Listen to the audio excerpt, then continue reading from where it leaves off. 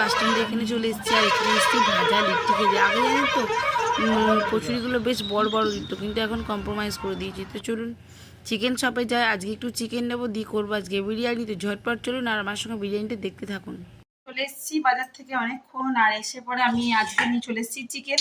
আর আমি চিকেন দিয়ে করব এখন যেটা, সেটা হলো বিরিয়ানি। ঝটপট এই যে আমি চিকেনটা ম্যারিনেট করতে দিয়ে দিয়েছি, দেখতে পাচ্ছ।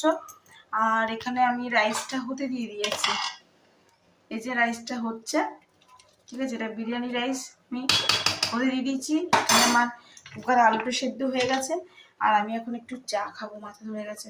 তারপর ঝটপট তোমাদের সঙ্গে ব্লগটা শেয়ার করবো, ঠিক আছে চলো।